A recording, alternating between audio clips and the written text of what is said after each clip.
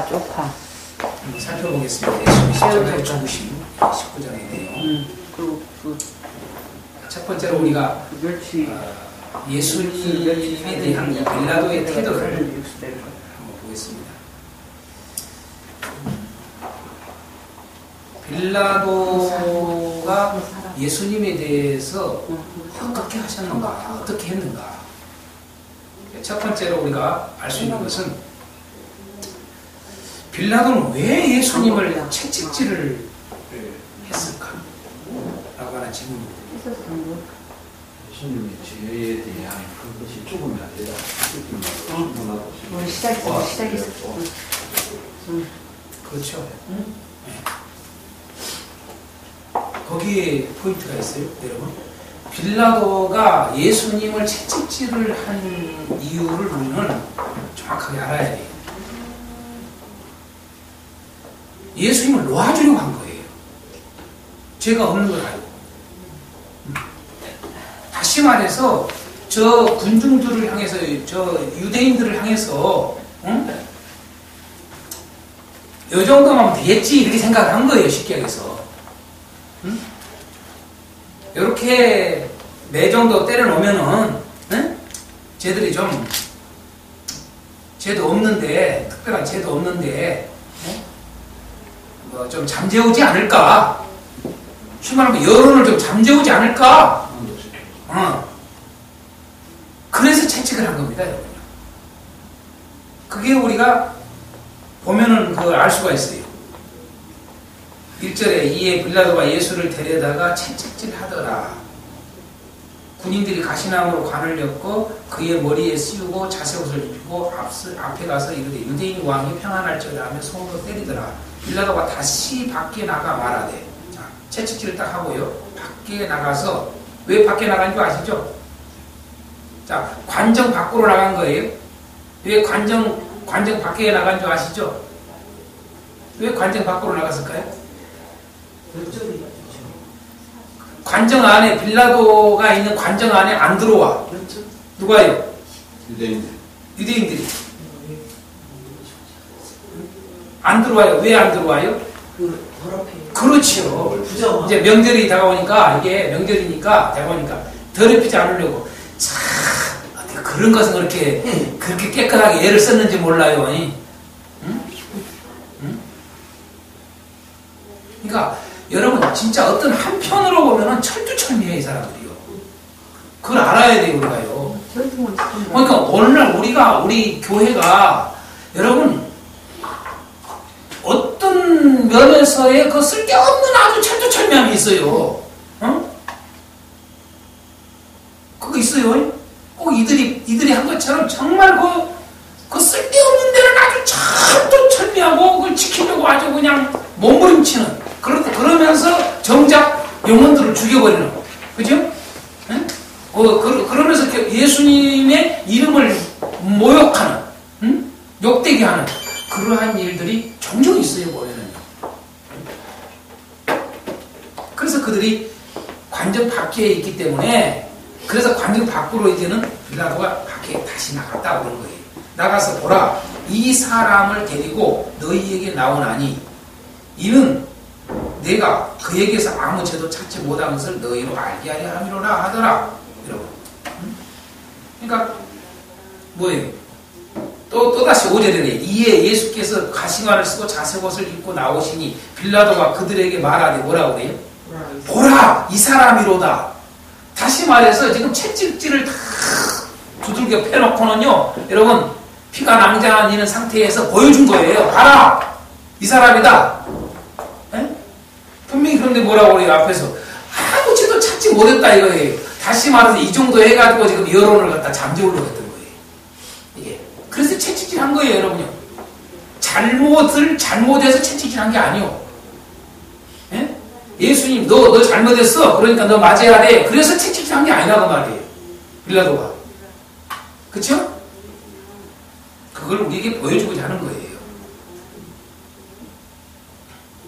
그때 여러분 대제사장들과 아랫사람들이 6절에 예수를 보고 소리 질러 이르되, 그걸 보고도 뭐예요?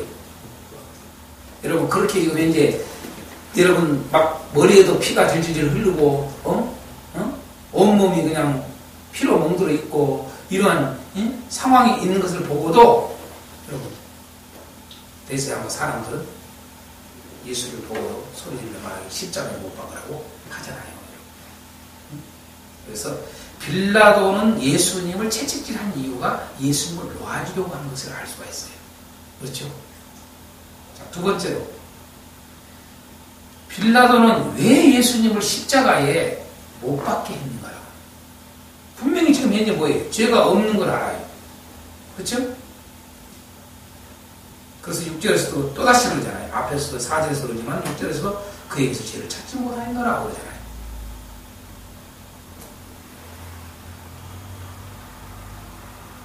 이렇게 죄가 없는 걸 뻔히 알면서 왜 예수님을 십자가에 못 박게 했는가? 자, 뭐죠? 네. 이유가 두 가지죠. 결국은 하나 때문에 그러죠. 사실 하나 때문에 이유. 12절도 가이사의 충신이 아니니이다. 무 자기를 왕이라 하는 자는 가이사를 반역하는 것이니라. 그러니까 가이사에 대한 충성에 대한 부분들에 대해서도 있고, 사실은 그보다 뭐예요? 이 여론이죠. 그죠? 여론. 유대인들의 여론에 밀려서는 거죠. 사실. 그죠? 그래서 십자가에 못 박힌 거예요. 못 박게 한 거예요. 여론 때문에. 네. 자, 세 번째로, 빌라도는 예수님을 어떻게 생각했어요? 이렇게 채찍질하고 놓아주려고 했어요. 그러나 결국은 여론에 밀려서 예수님을 십자가에 못 박게 해요. 그래서 못을 박았어요. 그런데 빌라도는 예수님을 어떻게 생각해요? 유대인의 왕. 그렇죠. 유대인의 왕이라고 생각을 했어요. 왜? 그 말씀이 어디 나와요? 14절에 보면은 14절이요? 보라 너희 왕이로다. 14절에 그렇죠? 유대인들에게 말하기를 자 보라 너희 왕이로다 라고 지금 예수님을 끌고 와서 보여줘요. 또다시 그렇죠? 왕이로다. 그러니까 그들이 하는 말이 없이 하소서. 가만히 예수님 앞에서 이야기를 들어보니까 예수님이 왕이요. 그죠? 왕인데 그 왕을 모르는 거예요. 그래서 빌라도가 야 너희 왕이야. 그러고 알려주는 거예요. 그쵸? 응? 빌라도는 그렇게 말을 했는데 15절에 보십시오. 그들이 소리 지르되 없이 하소서 그를 십자가에 못 박게 하소서. 빌라도가 이르되 또다시 뭐라고 그래요? 내가 너희 왕을 십자가에 못 박으려 그래요. 또다시 앞에서도 자 왕이다. 너희들 왕이다. 그런데 또다시 얘들이 막 소리 지르면서 죽이려고 하니까 여러분 내가 너희 왕을 십자가에 못 박으랴. 그렇지 않습니까? 그랬더니 이제 이들이 하는 말이 뭐예요? 대제사장들이 대답하기를 가이사 외에는 우리에게 왕이 없대요. 똑같이 이렇게 생각을 해봐요. 대제사장들이 꼭 그런 것처럼 오늘날 우리가 진정한 우리의 다스림, 우리를 통치하시는 분이 누구예요? 예수잖아요. 응? 그런데 정치에 놀아나는 사람들이 많아요. 우리 지도자들 중에. 그렇죠? 정말 우리는 예수님의 다스림을 받고 있는가? 예수님의 다스림을 인정하고 있는가? 이런 것들이 정말 우리에게 필요하죠. 정작 대제사장들이 다른 사람은 몰라도 대제사장들이 이렇게 표현해요. 하나님이 우리를 다스린다 그래야 될 거 아니에요. 여러분 이들이 뭘 우리가 보면은 유대인들이 가지고 있는 소망이 뭔지 아시죠? 네? 하나님의 통치예요. 그래야 그래요. 메시아 통치. 네? 여러분 이 세상에 어떤 왕의 통치를 받는 것을 원하진 않아요. 유대인들이요. 이게 구약에서나 신약에서 끊임없이 사도행전까지 다 그걸 보여줘요. 그러니까 바울 사도가 그런 표현을 쓰잖아요. 바울 사도를 이제 죽이려고 그러고 핍박하고 그랬던 유대인들을 향해서 하는 말이 그거잖아요. 그래서 그들 때문에 여러분 이제 결국 로마 가이사한테 가잖아요. 죄인 아닌 죄인으로 돼가지고 끌려가잖아요. 그렇죠? 근데 그때 하는 말이 있잖아요. 계속 끊임없이 바울 사도가 하는 말이 저들이 이스라엘 사람들, 저 유대인들, 저 바리새인들, 저 사람들이 가지고 있는 소망, 나랑 똑같은 소망을 가진 자다. 그 소망이 뭐예요? 그 소망. 메시아가 오는 소망이에요. 메시아가 오는 소망. 응? 하나님 나라예요. 하나님 나라. 응? 하나님의 통치. 메시아가 통치하는 거. 메시아가 통치하는 나라. 이게 그들이 가지고 있는 관이에요. 관. 이게 세계관이라고 해요. 그런데 여러분 이런 말 해요. 정작 다른 사람은 몰라도 여러분요. 대제사장 있는 사람들이 이렇게 말하면 안 되지. 그죠? 가이사 외에는 뭐예요? 가이사 외에는 우리에게 왕이 없디야. 어떻게 이렇게 변질돼? 여러분 이해가 됩니까? 유대인들한테 이런 말은 이해가 안 되는 거예요. 사실은요. 더군다나 대제사장 이런 말하면 이해가 안 되는 거예요.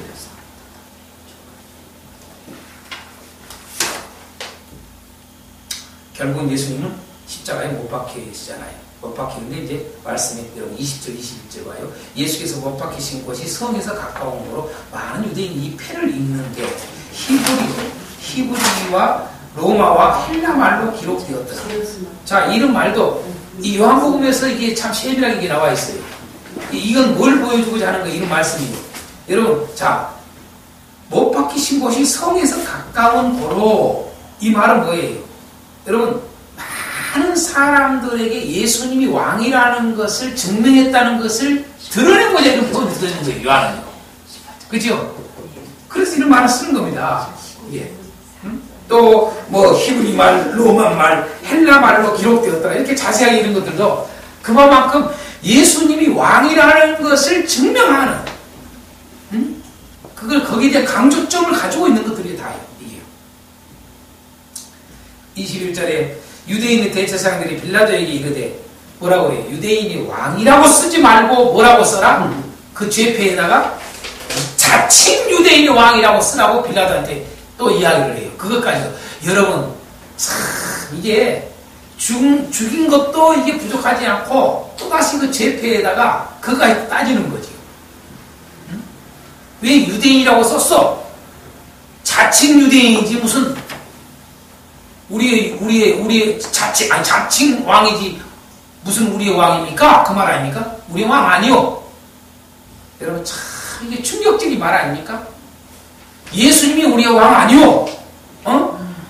우리는 가이사밖에 없어. 그 말을 하고 또 여기서 이 제패에 보면서 예수님이 우리의 왕이 아니요.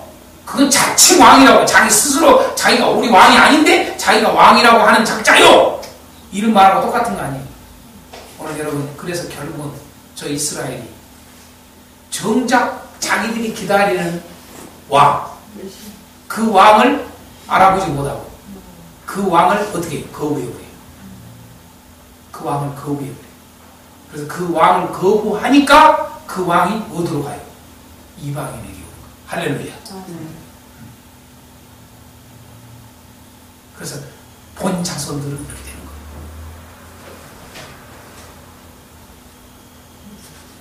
오늘도 마찬가지예요. 시대의 역사 가운데서 전 세계에 흘러가는 역사 가운데서 예수님을 왕으로 모시는 곳은 복인 것이고 결국은 그 왕으로 모셨던 예수를 또다시 점점 예수님을 왕에서 벗어나게 하고 소외시킴으로 해서 결국은 여러분 저주로 가는 거예요. 그렇지 않습니까? 역사가 그걸 보여주잖아요.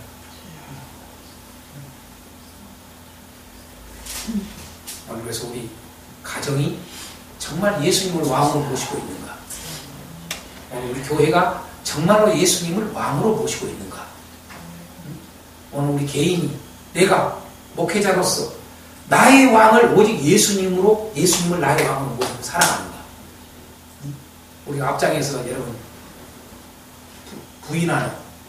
베드로는 부인하는 일도 있었고 정작 왕으로 인정하지 않고 왕을 거부하는 것입니다. 이것을 계속 드러내주고자 하는 겁니다. 그래서 빌라도는 예수님을 어떻게 생각했느냐? 여러분 진짜 유대인의 왕으로 생각했어요. 그렇지 않습니까? 그래서 하는 말이 뭐라고 그래요? 22절에 내가 쓸 것을 썼다. 다 말하잖아요. 내가 쓸 것을 썼다. 내가 쓸 것을 써라. 이렇게 말했을 거예요. 분명히. 그렇죠? 예? 내가 쓸 것을 써라. 내가 보니 진짜 유대인의 왕이다. 그 말 아닙니까? 응?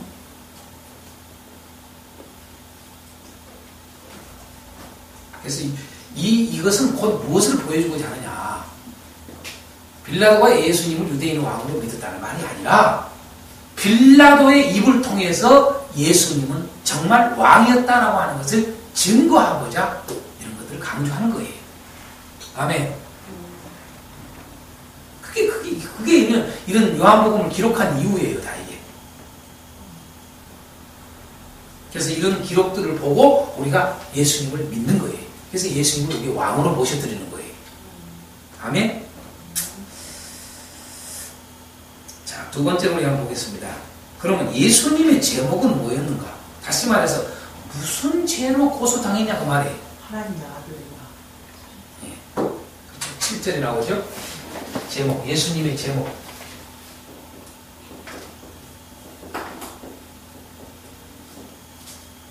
예수님의 제목은 하나님의 아들이라는 제목.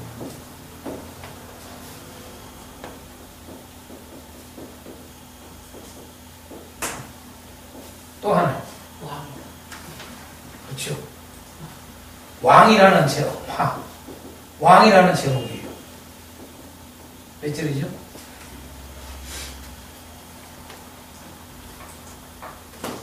여러분, 하나님의 아들이라는데 왜 그 죄냐고. 그렇죠? 예? 하나님의 아들이 하나님의 아들이라는데 저는 19장을 보면서 이런 제목도 달고 싶었어요. 하나님의 아들이 하나님의 아들이라는데 이게 제목으로 달고 있었어요. 진짜 왕이라는데, 에? 진짜 왕이라는데, 그래가지고, 이렇게, 자, 왕이라는데, 여러 가지 제목이요.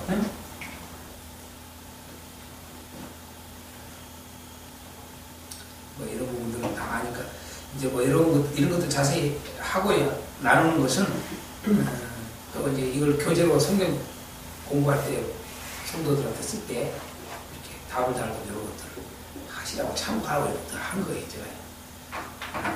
자, 세 번째로 보겠습니다. 넘어가겠습니다.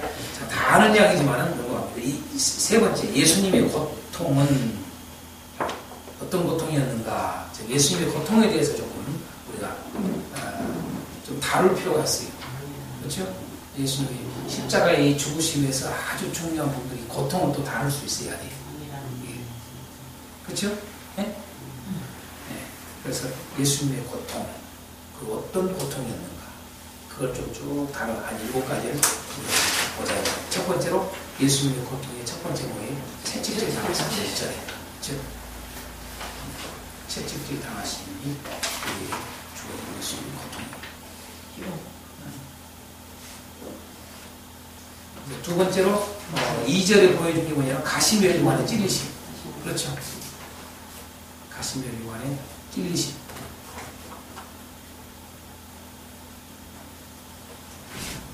세 번째로 손바닥으로 맞으면서 여러분 희롱당하신 거죠.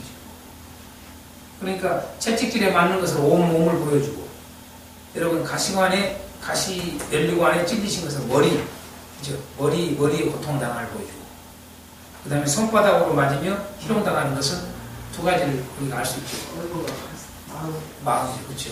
네, 얼굴과 마음.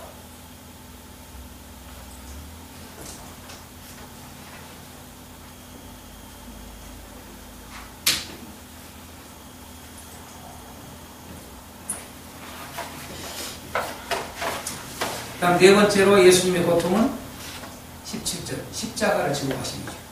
그렇죠?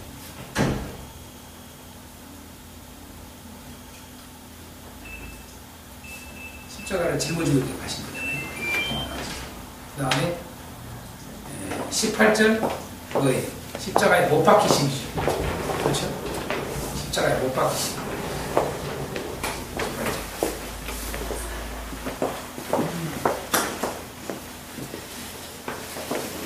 그 다음에 여섯 번째 뭐예요? 28절에 목마르심이죠. 그렇죠? 목마름에 대한 고통이죠. 그렇죠? 일곱 번째는 34절에 창에 찔리신 고통이죠. 그래서 예수님의 고통이 이 19장에서 한 7가지를 이렇게 보여줍니다.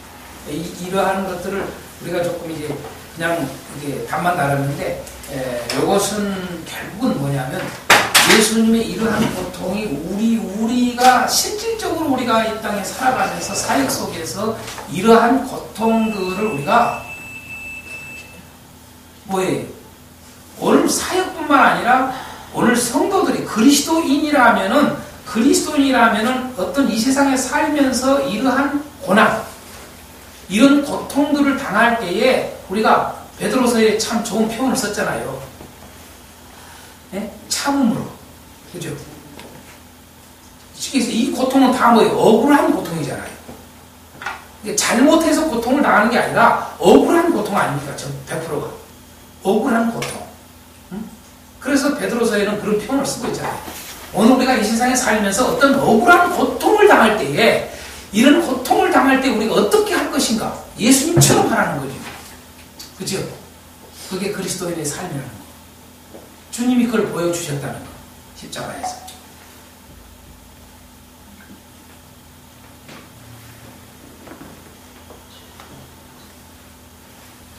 그건 안 읽어보겠습니다. 베드로서 안 읽어봐도 알겠죠? 기억나죠? 베드로서 그 말씀 나오고 기억나요? 안 나요? 나오죠?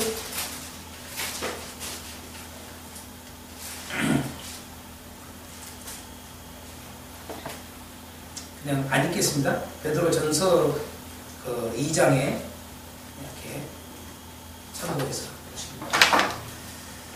자, 네 번째로 예수님의 그럼 죽으심은, 고통 말고 또 이번에는 예수님의 죽으심은, 자, 예수님의 죽으심은 어떤 죽으심이었는가? 세 가지로 오늘 본문에 나와요. 그렇죠? 예수님의 죽으심은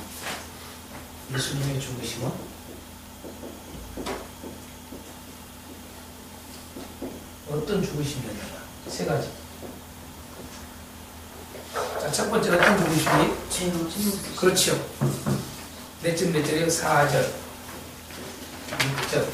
그죠? 또 18장 어디 나와요? 38절. 이게 18장 38절 바로 앞에 뒷부분이죠. 그냥 18장 38절, 그 다음에 19장 4절, 6절. 세 번이나 뭘 보여줘요? 죄가 없다고 하는 것을. 그죠? 최고의 재판자였던 그 당시에 빌라도가 분명히 말을 해요. 세 번을 강조해요. 세 번. 네? 베드로가 세 번 부인한 것처럼 빌라도는 세 번 뭐라고 해요? 죄가 없다. 그렇죠? 예수님의 죽으심은 죄 없는 죽으심이었다. 그죠? 죄 없으신 죽으심이었다. 그죠? 그걸 우리에게 보여주자는 거죠. 두 번째로는 예수님이 죽으심은 어떤 죽으심인 것이? 예? 자, 6절, 15절. 보세요. 6절하고 15절. 뭘 보여줘요? 참고로 18장에서는 40절. 한번 찾아볼까요? 자, 18장 40절에서 뭐라고 그래요? 자, 그들이 또 소리질러 이르되 이 사람이 아니라. 자, 놓아주려고 그러니까 앞에 39절에 예수님, 빌라도가 놓아주려고 그래요. 예수님을요. 예? 놓아주려고 그러니까 놓아주기를 원하노라. 그러니까 그들이 소리질러 말하기를 뭐예요? 이 사람이 아니라 바라바를 놓아주라. 응? 바라바는 강도였더라. 이게 첫 번째 모습이고, 그 다음에 6절에 19장 6절에 자 보라 이 사람이라 그러니까 대제사장도 바리새인도 예수님을 보고 하는 말에 소리질러 십자가에 못 부서서 십자가에 못 박아서 소리를 지르면서 계속 말을 해요. 그 다음에 15절에도 또다시 어떻게 돼요? 그들이 소리 지르되 없이 하소서 없이 하소서. 여러모로 이르거든. 그렇죠. 이 소리 지른다는 말을 잘 떠오르게 시키더라고요. 그러니까 우리 여론의 그죠? 여론에 의한 죽음이 여론 다시 압박이죠. 압박 그죠? 그죠? 군중의 압박에 의한 죽으심이에요. 죄가 없는데도 왜 죽으셨느냐? 곧 이 여론의 압박은 본 거예요. 유대인 그렇죠? 유대인의 압박에 의해서 죽었다 이거죠. 결국은 그 소리가 이겨버린 거예요. 이들이 소리 안 질렀으면 여러분 예수님은 빌라도가 십자가에 못 박도록 넘겨줬겠어요? 안 넘겨줘요? 넘겨주지 않습니다. 결국. 그러니까 예나 지금이나 항상 이 세상의 역사 가운데 우리가 볼 수 있는 것 중에 하나가 뭐냐면 여론의 힘이 굉장히 무서워요. 한번 따라합시다. 여론이 정답이다? 아니요, 여러분. 여론이 정답이 아니에요. 그런데 다 여론이 정답이라고 해요. 그게 웃기는 거죠. 여러분, 다수결? 웃기는 거예요, 이거. 그죠? 다수결은 둘째 치고요. 이렇게 말해요. 여러분, 국민의, 백성의 100%가 여러분 찬성을 해도 아닌 건 아닌 것이에요. 그렇지 않습니까? 그게 하나님 나라라고. 그래서 이런 질문을 던질 때 우리는 나는 하나님 나라 사람인가 세상 나라 사람인가 분명하게 짚어봐야 돼요. 우리는 무엇을 위해서 사는지를 짚어봐야 돼요. 정말. 여론이 꼭 정답이 될 수도 없고 여론이 꼭 좋은 것만 아니라는 거. 근데 우리는 꼭 계속 보면은 어떤 여론이 하늘의 뜻이라고 하는 것이 연결을 시켜요, 보면은요. 그래, 안 그래? 국민의 뭐예요? 국민의 그 모든 생각이 하늘의 뜻이라는 자꾸 이걸 대입을, 여론을 갖다가 하나님의 뜻으로 자꾸 연결을 시키는 사람들이 많아요. 그죠? 이게. 특히 역사 드라마 같은 거 보면 꼭 요거 이야기해요. 그죠? 네? 얼마나 잘못된 것인가. 그러니까 우리도 모르게 우리가 모르는 사이에 이게 속에 의식이 들어가 있어요. 그러다 보니까 교회 안에서도 어떤 여론에 의해서 가려고 그래요. 희한한 것은. 그래야 안 그래요? 네? 여론에 의해서 교회가 움직이려고 한다고요. 이게 문제 어려운 거예요. 그러니까 어떤 힘, 일종의 이게 힘이죠. 힘, 보이지 않는 힘. 일종의 이게 군중심리예요. 군중심리. 그렇죠? 군중심리. 군중심리학도 있지 않습니까? 무섭습니다. 이게 군중심리 연구하면요. 그 다음에 이렇게 놀라 자빠지기. 요즘 다들 일어나는 일들 보면 이 군중심리가 굉장히 작용을 강하게 합니다. 우리가 흔히 이런 표현 있지 않습니까? 여러분, 뭐라 그래요? 아이고. 따라간다고 할 때, 갑자기 생각이 나네. 부안해동을 뭐라고 그래요? 친구가 나는 시장에 강남 가면. 친구 따라 강남 친구 따라 강남 간다는 말 있잖아요. 친구 따라 강남 간다는 말. 네? 요런, 이게 군중심리가 그게 많이 있어요. 근데 그게 교회 안에 자꾸 들어와. 그것보다는 남이 장에 가니까 자기가 장 따라가는 거. 다 부안의 동자 같은 경우인데, 비슷비슷한 거거든요. 그러니까 자꾸 자꾸 어떤 이런 것들이 그게 참 무서워요. 그러니까 어떤 정치를 하는 것도 통치자들도 보면은 여론에 많이 휩쓸려요. 그래야 안 그래요? 거의 여론에 휩쓸립니다. 여론에.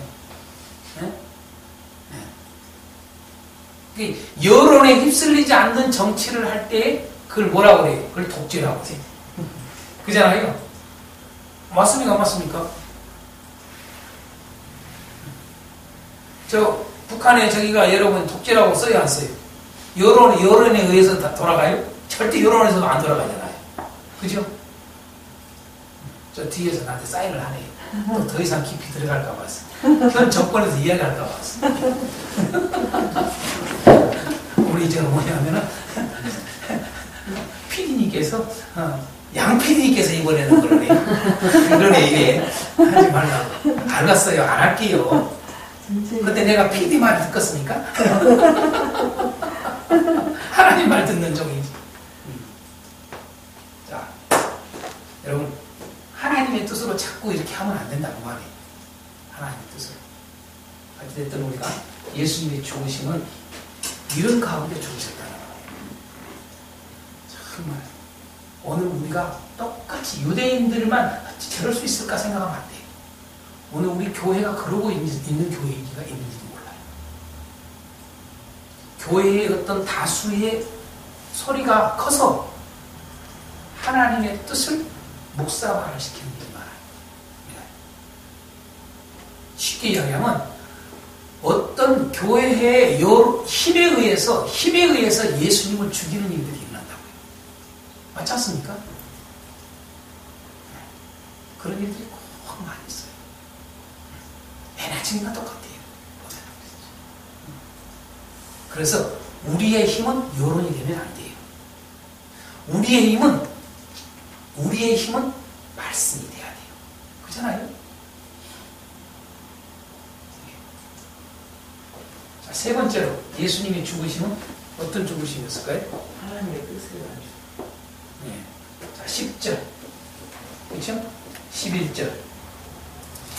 10절하고 11절. 그 다음에 18장에서는 11절.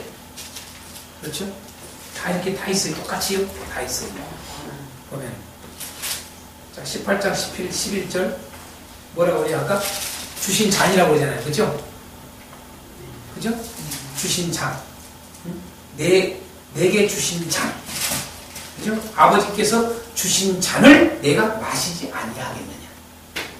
자, 이 말씀이나 또한 19장 10절에서 빌라도가 이르되 내게 말하지 아니하느냐. 내가 너를 놓을 고난도 있고 십자가에 못 박을 고난도 있는 줄 알지 못하느냐. 그때 예수님이 뭐라고 그래요? 위에서 주지 아니하셨더라면 나를 해할 고난이 없었으리라. 자, 이 말이 무슨 말이에요? 예수님은 어떤 죽으심? 하나님의 뜻을 가지고. 예? 하나님께서 아버지께서 허락하신 죽으심. 네, 그걸 뭐라고 그래요? 주권. 예? 그렇죠. 하나님의 주권을. 주권에 의한 죽음이에요. 주권. 그렇죠? 하나님의 주권에 의한 죽음이라고. 주권에 의한. 예수님의 죽으심은 이 세 가지입니다. 그걸 오늘 보여주는 거예요. 그래서 예수님의 죽으심은 이렇게만 가지고도 한 설교를 할 수 있는 거예요. 그렇죠? 예수님의 죽으심은 어떤 죽으심이었느냐? 죄 없는 죽으심이었습니다. 그래서 본문들을 보면서 우리가 말씀 그대로 들으면, 그러니까 자꾸 어떤 설교라고 하는 것은 막 어떤 미사오거나 뭘 설명할 필요가 없어요. 있는 사실 그대로 던져주면 그걸 통해서 역사가 일어나는 거예요. 아멘. 그게 설교입니다, 사실. 근데 자꾸 그러한 것들을 놓쳐버리고 자꾸 어떤 감동을 주려고 하는 말을 통해서 뭘 으쌰으쌰 시키려고 하는 이게 있어요. 설교자들이. 그건 위험하다는 얘기죠. 그래서 예수님의 죽으심은 죄 없는 죽으심이었습니다. 둘째로 예수님의 죽으심은 죄가 없음에도 불구하고 죽으셨는데, 둘째로 뭐예요? 여러분의 핍박에 의한 죽으심이었습니다. 아니, 여러분의 압박에 의한 죽으심이었습니다. 군중의 압박. 네? 유대인들의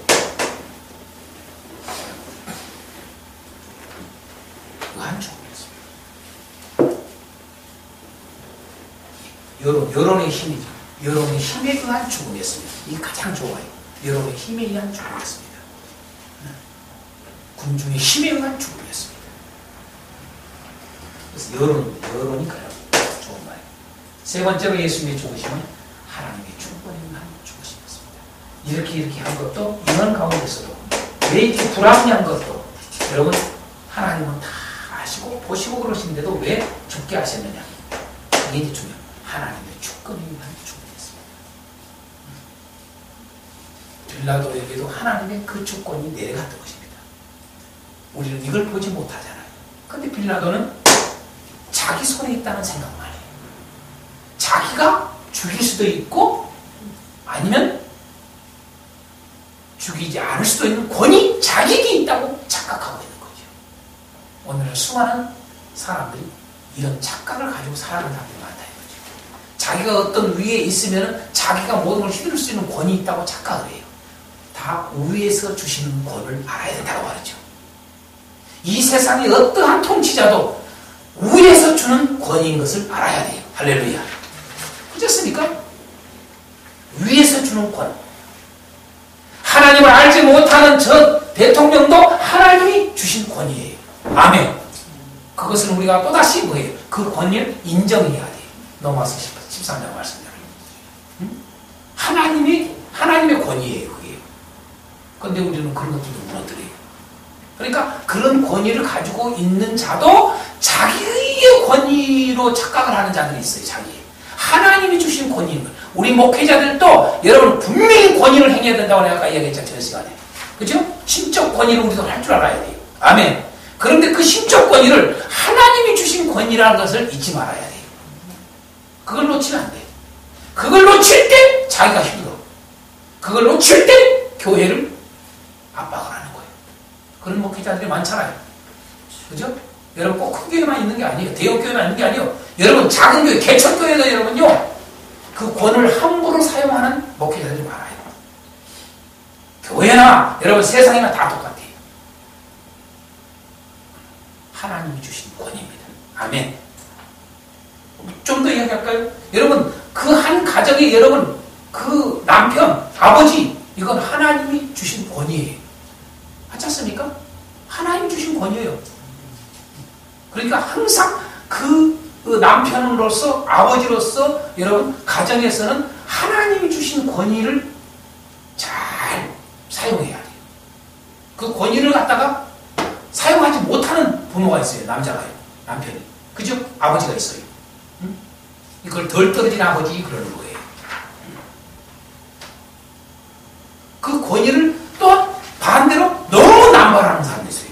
그 아버지 하나님 주신 권위를 모르고 인정하지 않고 자기가 무슨 그 권위 있는 줄 알고 자기가 힘 있으니까 다 휘두르고 그러면서 여러분 가정을 갖다가 짓밟는 여러분 아버지가 있잖아요. 그런 남편이 있잖아요. 그것도 여러분 못된 권위라고 말이에요. 여러분 이런 것들을 우리가 깨달아야 돼요. 오늘 예수님은 그걸 우리에게 보여주는 거예요. 철저히 하나님의 주권에 의해서 자기는 자기 자신을 다 드렸던 거예요. 하나님의 주권에. 여러분 그 앞에서 보면 표현하지만 이런 게 나오잖아요. 내가 이 세상에 그 나오잖아요. 그 말씀이요. 18절에 나오죠. 그 내용이. 그죠? 18절. 어디 나옵니까?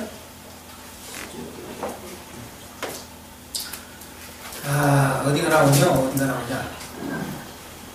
어디가 나오죠? 세상에 그 속한다는 말 어디 나오죠? 예? 36절에 나오잖아요. 그쵸? 분명히 말하잖아요. 자, 35절에 빌라도가 대답하되 내가 유대인이냐? 네 나라 사람과 대제사장들이 너를 내게 넘겼으니 내가 무엇을 하였느냐? 이렇게 말할 때 예수님이 답변하기를 내 나라는 이 세상에 속한 것이 아니라 응? 만일 내 나라가 이 세상에 속한 것이었더라면 뭐라고 그래요? 내 종들이 싸워 나로 유대인들에게 넘겨지지 않게 했으리라.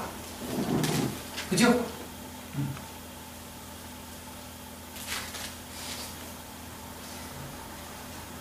여러분 이 세상 나라의 그러한 가치관을 갖고 이 세상 나라에 속한 예수님이라면은 이 세상 나라에서 하는 행동대로 했다 그 말이에요. 그죠? 감히 내가 이런 권위를 가지고 있는, 이런 권을 가지고 있는 자인데 사실은 내가 왕인데 너희들 나를 갖다가 이래? 내 종들에게 명령해서 너희들 다 없앨 수 있다는 거지요. 그러면서 내가 그걸 가지고 있지만 그 권을 사용하지 않는 것은 나는 이 세상에 속하지 않기 때문에 내 나라는 세상 나라가 아니라 하나님 나라요 그 말이죠. 응? 오늘 우리가 똑같아요. 가정의 가장으로서 그 사회의 어떠한 그 권을 가지고 있는 자로서 어떤 국가의 그 권을 가지고 있는 자로서 교회의 어떤 권을 가지고 있는 자로서 뭐 어떤 당회의 여러분 당회의 어떤 권을 당회원들 장로들이 가지고 있는 권으로서 우리는 항상 뭐예요? 하나님의 나라에 속한 권을 사용해야 돼요. 아멘. 이게 아주 중요합니다. 그런데 자꾸 하나님 나라에 속한 권을 가지고 여러분 세상 나라에 속한 권으로 휘두르려고 할 때가 있다. 그래서 제가 이 정도만 우리 하고요. 다섯 번째로 넘어가겠습니다. 다섯 번째, 예수님의 죽으심과 성경의 성취에 대한 부분입니다. 예수님의 죽으심과 성경의 성취에 대한 부분이 세 군데 나옵니다. 자, 첫 번째 24절에, 그렇죠? 24절에 예수님의 죽으심과 관련된 성경의 예언이 성취된 부분. 하나 뭐예요? 24절. 자, 옷을 제비 뽑아서 나누는 사건이죠. 그렇죠? 예수님의 옷을 제비 뽑아서 군인들이 다 나누는 사건을 여러분 시편 22편 18절에 이미 그 말씀이 기록되어 예언되어 있다 이 말이에요. 그 말씀이 이루어진 사건이라 그 말이에요. 그렇죠? 성취된 거죠. 또 두 번째로는 28절에 뭐예요? 예수님이 뭐예요? 이 목마를 때 어떻게 돼요? 목마를 때. 그렇죠. 여러분 목마르다 할 때 여러분 이 29절 거기 신포도주가 가득히 담긴 그릇이 있는지라 사람들이 신포도주를 적신 해면을 우술초에 매어 입에 댔다 했어요. 이것이 뭐냐라면 지금 현재 응의 성경에 말씀했던 게 지금 성취된 장면이에요. 참고로 우리가 보면 알지만은 여러분 이 장면을 우리가 왜 이 응한 장면이 요거하고 무슨 관련이에요? 예수님의 목마르다 다시 말해서 지금 이제 우술초로 한 이 예수님의 목에다가 적시려고 하는 이 사건들 이 지금 28절 29절의 이 내용이 왜 성경의 예언과 성취된 부분에 대해서 왜 이게 중요하냐? 왜 중요한지 아세요?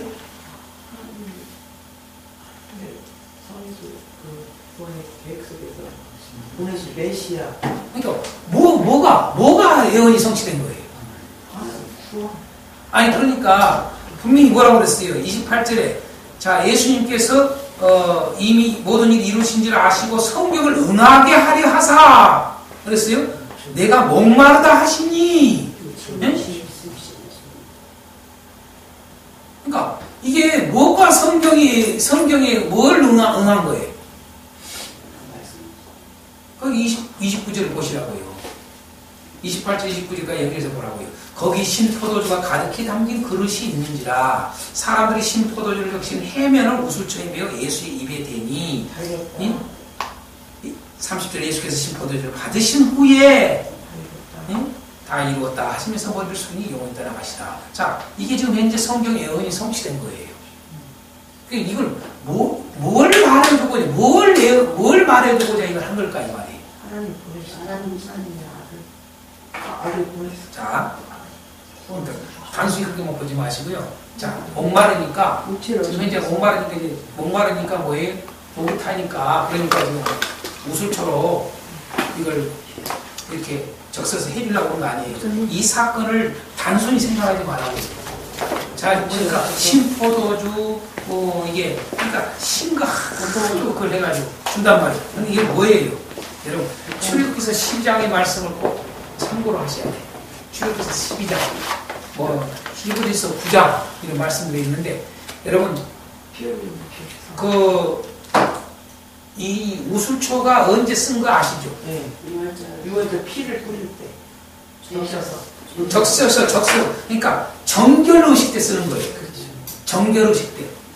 정결의식 때의 어떤 물이나 피를 적셔가지고 여러분 뿌리는 도구예요, 도구. 이 우술초가. 그죠? 여러분 우술초 그러니까 풀이라 생각하지 마시고 이거. 도구예요, 도구. 정결의식 때 쓰는 도구입니다. 자, 이것은 곧 뭐에 응해진 거예요? 여러분, 예수님이 지금 현재 자, 출애굽기 12장에 지금 현재 6월절량 지금 현재 제물 정결했을 때 쓰여진 거예요. 그러니까 지금 사도 요한은 이걸 지금 말하고자 한 거예요. 이해가 되죠? 이게 응해진 거예요. 그러니까 제물이 대세가 예수님 자신이 제물이라는 거. 네? 정결케 하기 위한 제물이라는 거. 그 정결 12장에 출애굽기 12장에 정결했을 때 이 우수초에다가 적셔가지고 물이나 피를 적셔가지고 이렇게 했던 것처럼 똑같이 지금 예수님에게 그것이 이루어진 거 아닙니까? 그죠? 예수님에게 바로 그 예언이 성취된 것을 말하고자 하는 거예요. 이 정결례식 요거 아주 중요합니다. 그 다음 마지막 36절에 예수님의 죽으심과 성령의 성취 36절에 보면 뭐가 나와요? 여러분 뼈를 꺾지 않았죠? 그렇죠? 36절에 그렇죠? 이 일이 일어나는 것은 그 뼈가 하나도 꺾이지 아니하리라 한 성경을 임하게 하려 함이라 그랬어요. 그렇죠? 그래서 뼈가 꺾여지지 않았다. 이게 성경이 응해진 사건이다. 왜 이런 말이 있을까요? 이런 말이. 이런 말씀들이 왜 있을까요? 구약의 모든 그러니까 구약의 예언이 성취된 거 맞아요. 좀 더 깊이 생각하라고요. 자, 이 세 가지 잘 보세요. 예수님의 죽으심과 이 성경의 성취를 다른 것도 많아요. 내가 그래서 그 외에 그랬어요. 그 외에는 여러분 그 대부분 찌른 자들도 볼 것이고 이런 것도 있고 뒤에 보면 여러분 아리마대 요셉을 통해서 그 무덤에 묻힌 것도 다 여러분 구약에 다 예언 성취가 되는 거예요. 그렇죠? 여러분 부자 무덤에 다 들어가면서 다 이 구약에 이미 되어 있어요. 그렇지 않습니까? 근데 왜 굳이 이 세 개만 강조를 하고 있는가? 이게 뭘 말하고자 하는가? 잘 생각하세요. 그렇죠. 오셔서 다 왜 옷을 진짜 이게 육체로 오심에 대한 걸 계속 육체의 죽으심을 강조하자는 거예요. 네? 이 우술초로 하는 사건, 그렇죠? 그 다음에 뭐예요? 뼈가 꺾이지 않았다라고 하는 거. 이런 것들을 표현을 그냥 해놓은 게 아니라고요. 단순히 그런 게 아니에요, 이게요. 다른 복음서하고 다르다고 말이에요. 이 요한복음이 계속 그걸 강조하는 거예요. 육체의 몸으로 오신 예수라는 거. 몸이 죽으신 것을 그대로 보여주고자 하는 이 강조점이 강력하게 있는 거예요. 이것은 우리에게 무지개 중요한 충격적인 이야기예요. 왜? 우리가 육체를 가지고 있잖아요. 그래서 요한복음의 이 깊은 의미를 알았던 이 복음의 깊은 의미를 알았기 때문에 바울 사도가 자기가 그렇게 살라고 했던 거예요. 할렐루야. 오늘날 우리 그리스도인들이 이런 깊은 의미를 알지 못하기 때문에 왜 예수님이 그냥 예수 믿으면 되는 게 아니라 육체의 몸으로 오신 예수를 믿는 것이 왜 그렇게 중요한가가 오늘 우리 그리스도인 나에게 아주 중요하거든요. 하나하나 연결시키는 거예요.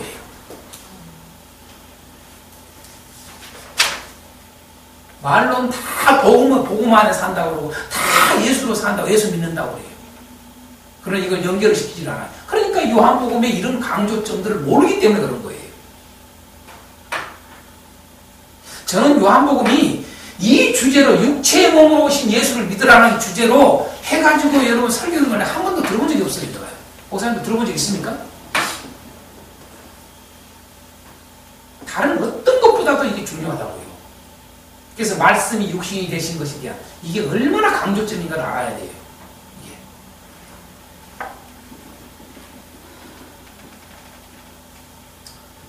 자, 6번째로 봅니다. 6번째. 예수님의 끝까지 그 끝까지 끝까지 자기 사람들을 생각하는 모습을 우리에게 보여줘요. 그렇죠? 예수님이 끝까지 자기 사람들을 생각하는 모습 두 군데 있죠? 하나는 18장 8절에서 9절. 이미 우리가 아까 언급을 했지만 뭐예요? 네? 자기 제자들, 그쵸? 제자들을 정말 생각을 해요. 그러니까 그 끝까지 죽으시는 그 상황까지도 아버지께서 자기에게 주신 자들, 그 제자들을 그렇게 생각을 해요. 그죠? 그게 예수님의 지금 모습이에요.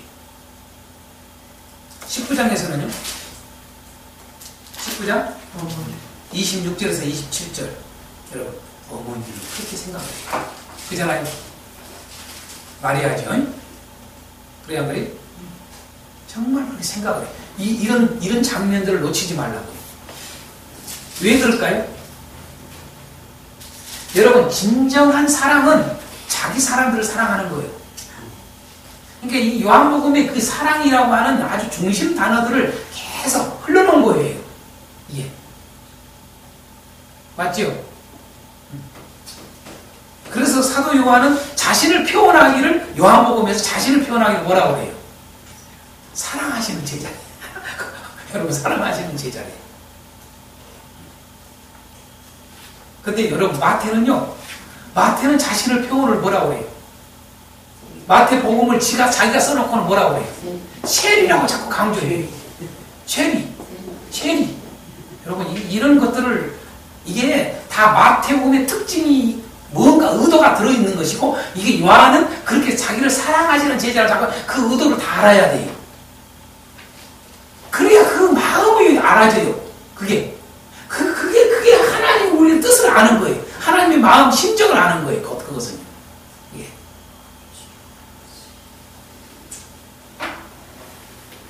참고로 여기서 예수님께서 끝까지 자기 사람을 생각하시는 이 모습, 제자들과 어머니를 그렇게 생각하시는 모습, 그 십자가에서 달려서 고통 속에서도, 여러분, 그 고통 가운데서도 뭐예요?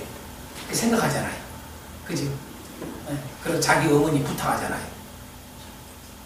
그지? 요한한테 부탁하지 않습니까? 응?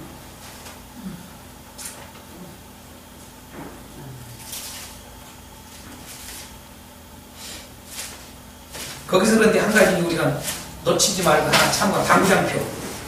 뭐라고 돼 있어요? 당구장표에가 넣었어요, 안 넣었어요? 그렇죠. 여자여. 이렇게 한단 말이에요, 이게. 여자여. 왜 어머니 그러지 할 거 아니에요? 응? 그 제자한테는 네 어머니라고 그러잖아요. 어머니라. 자기도 어머니라고 그래야 될 거 아니에요? 아니, 상식적으로 그렇습니까? 안 그렇습니까? 분명히 그래야 되거든요, 이게. 응?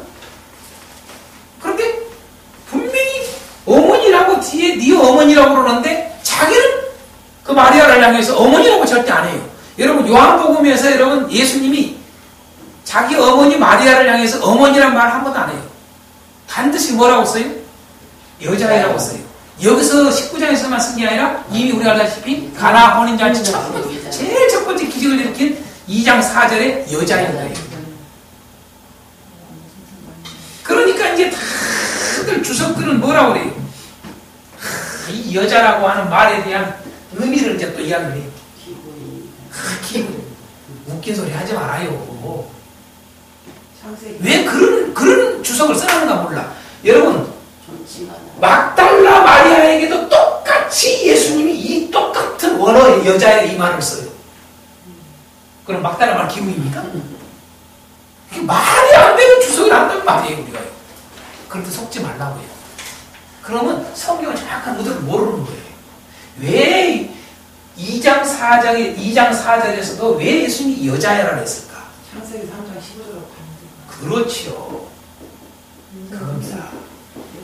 사도 요한은 그걸 보여주고자 하는 거예요. 사도 요한은 철저히 뭐예요? 자신이 여자의 후손으로 왔다는 것을 보여주고자 하는 거예요. 아멘. 그것은 뭐예요? 육체. 이제 아십니까 이게? 육체. 육체로 오심에 대한 다 표현들이 강조점이에요. 이게 바로 주석이라고요, 이게.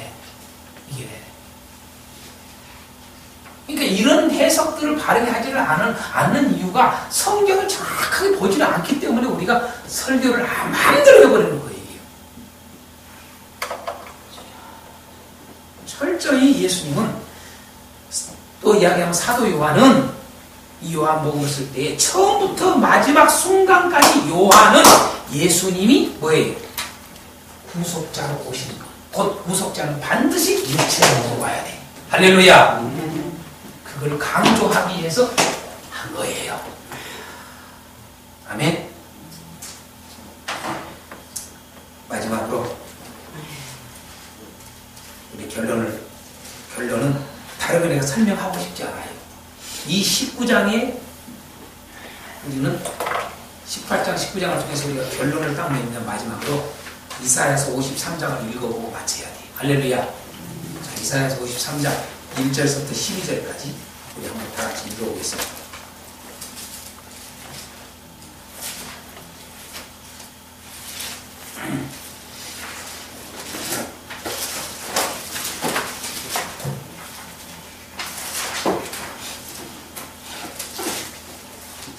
이사야서 53장